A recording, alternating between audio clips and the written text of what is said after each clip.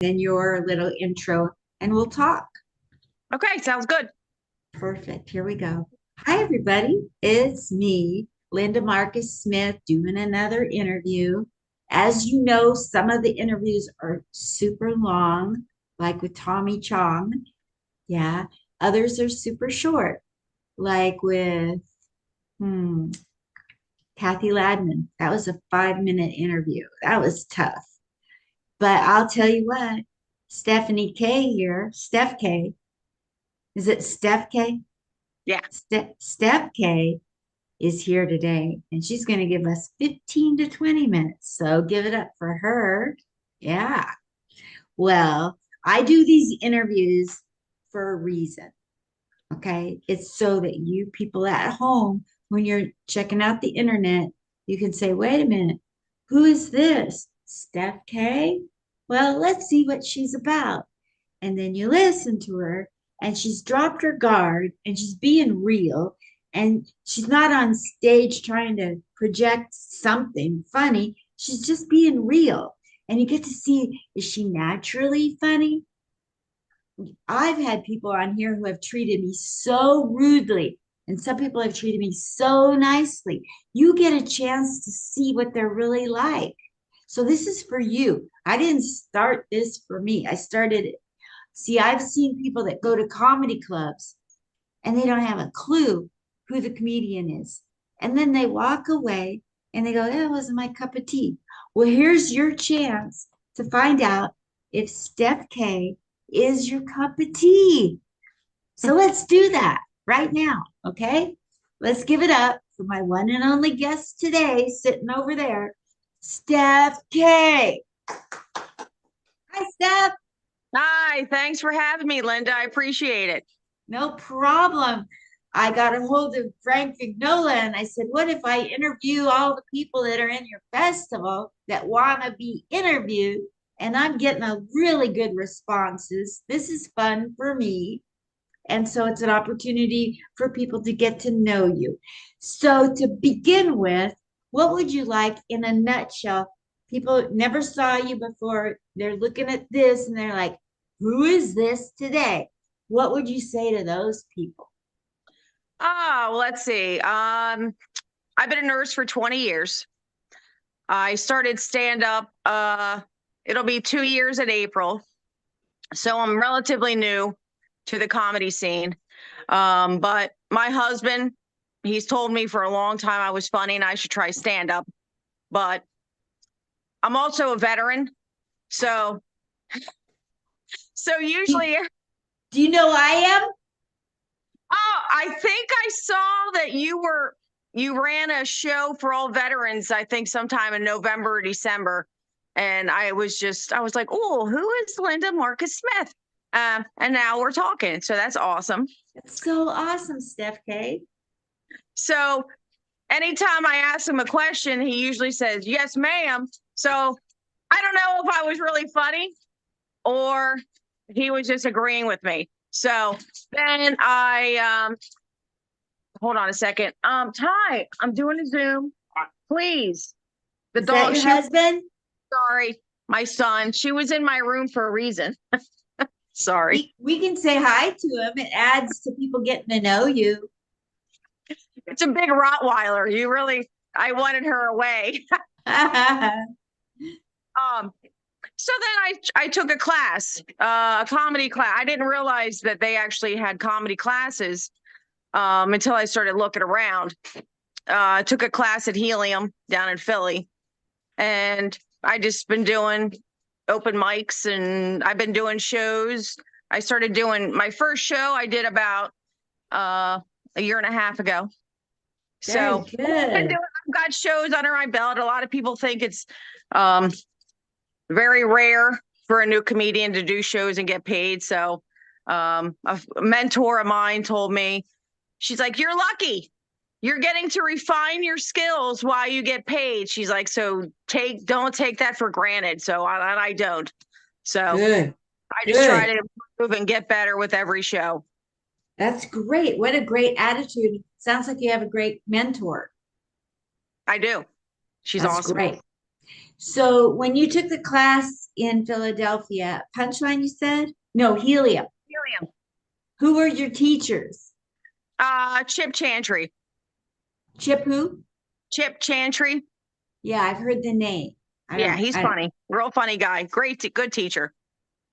yeah, there's so many great people there at that club. I love it. I love performing there. It's absolutely the best. I haven't been to Philly in like 3 years. I used to Mm. live there. Oh, did you? Yeah, for 6 months. I lived at the Philadelphian by the Art Museum. Mm-hmm. Yeah, I Six was, months, and that was enough, and you were out of there. well, I was there 3 days a week and 4 days a week in New York City. So it was too Uh, much. yeah, Yeah, you know how it is trying to rent from people. yeah. Yeah. Well, let's get back to you. That's the whole purpose. So, so where were you born? Oh, oh, how sweet. This is my, Hi. this is my son. That's my son's dog. He's a border collie. He's annoying. He's annoying. He tries to hurt everybody everywhere. Well, when I was a little girl, my first dog was a black and white border collie named Bow Wow. Aw. So you are now like letting me see my past. That's so cool. So where were you born and raised? What were you like as a kid growing up with your family and at school? I was born in Pittsburgh, well, Greensburg, which is a suburb of Pittsburgh. Grew up serving, watching the Pittsburgh Steelers, serving my uncle's, beer on Sundays. I moved around a lot, moved to Jersey. Then I moved to California, graduated high school from in Alabama. So I was all over the country growing up.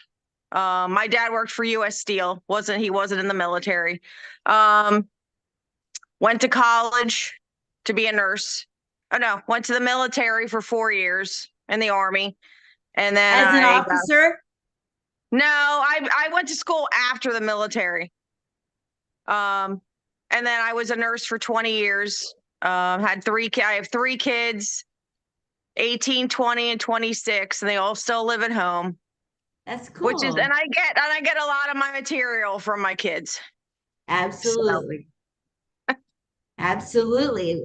Okay, so you're minding your own business, trying to juggle all you do, and one day you say to your husband, I'm going to do it.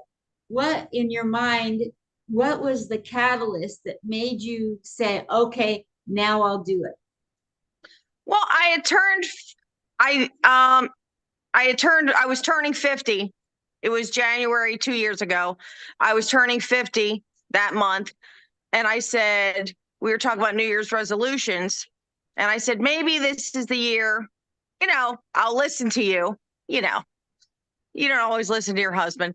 Yeah, And I'll start. I thought I was originally just going to start open mics, but then I read, the descriptions of the classes at Helium, and they said, we'll get you ready to go to open mics with a 5-minute set.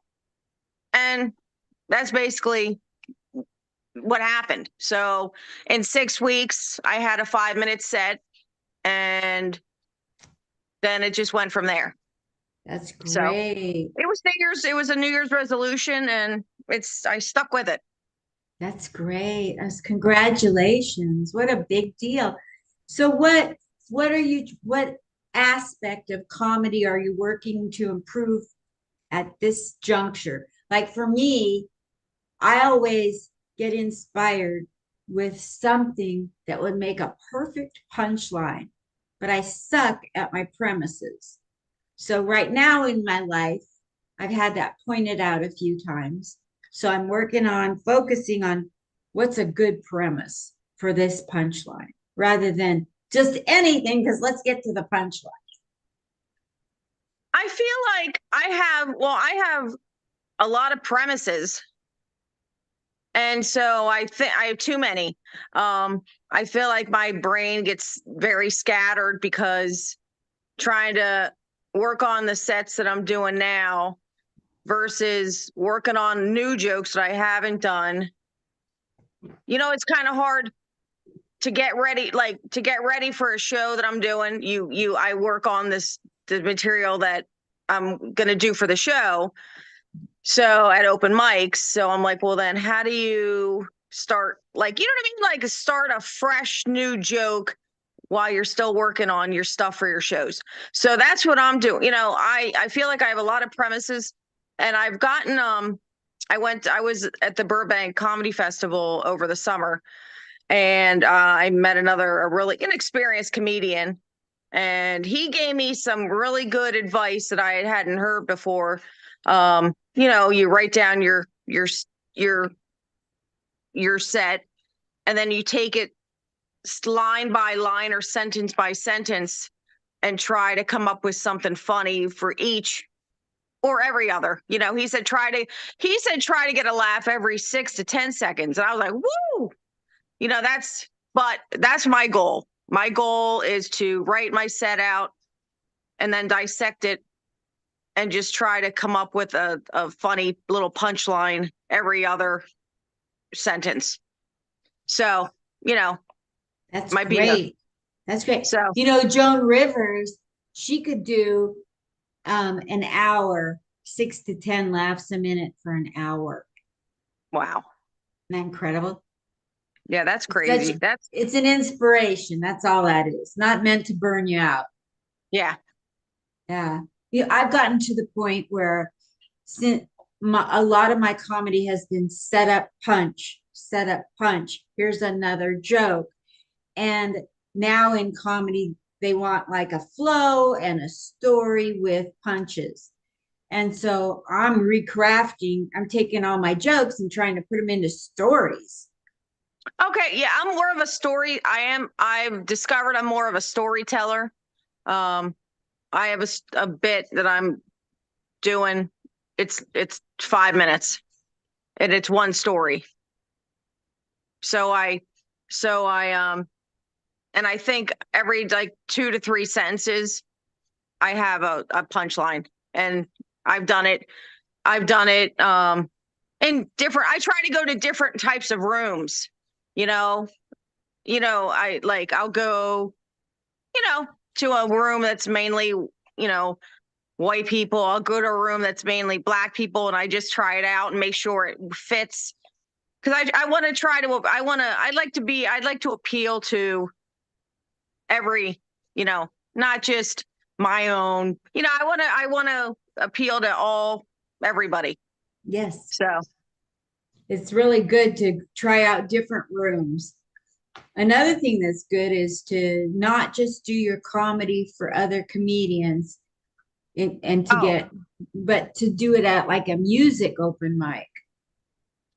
well, that's funny is that just last night I was up in Scranton, Pennsylvania, and they had a mixed mic, and it was like 10 musical acts. And then they were putting the comedians on after because there were some little kids in the audience and they wanted the chance to get them out. And it's hard to, I've done it. I did a talent contest with musical acts too.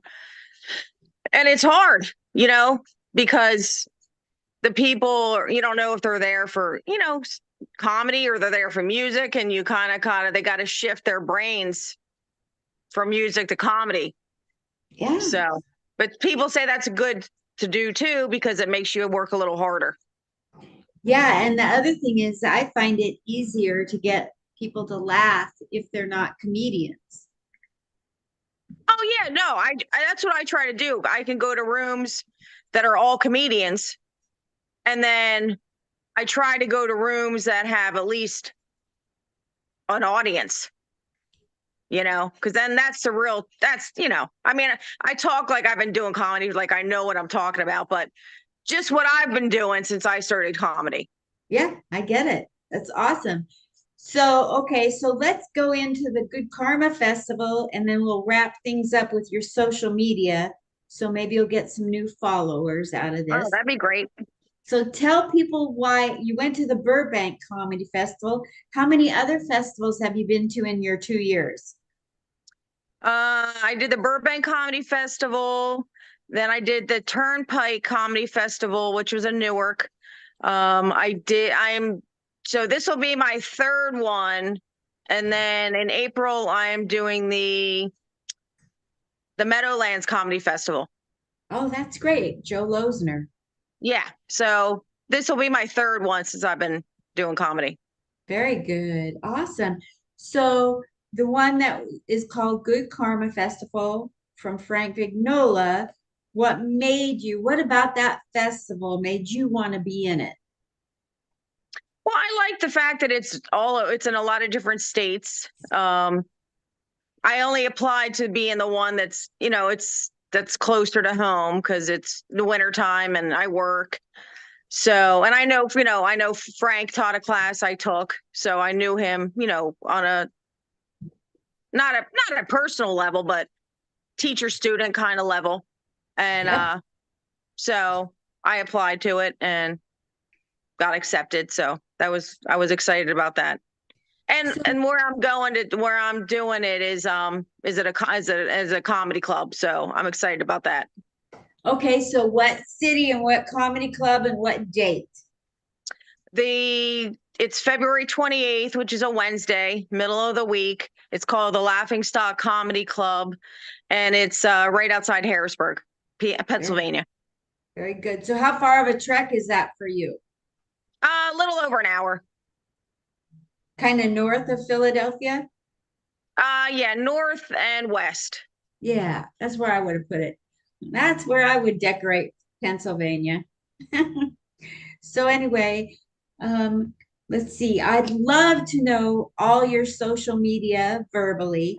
And then when we get off of here, if you would type it all in one Facebook message so I can cut and paste it on a post. Oh, thanks.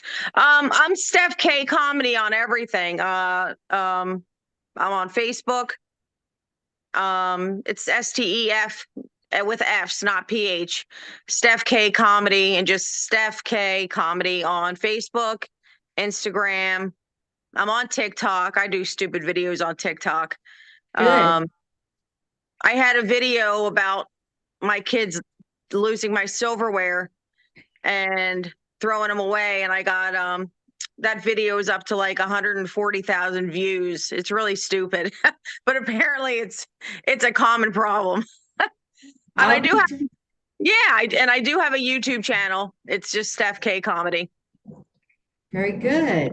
There are videos from when I think I did a show at St. Mark's Comedy Club in New York City, 4 months after I took that class. So, it's a little rough, but it's there.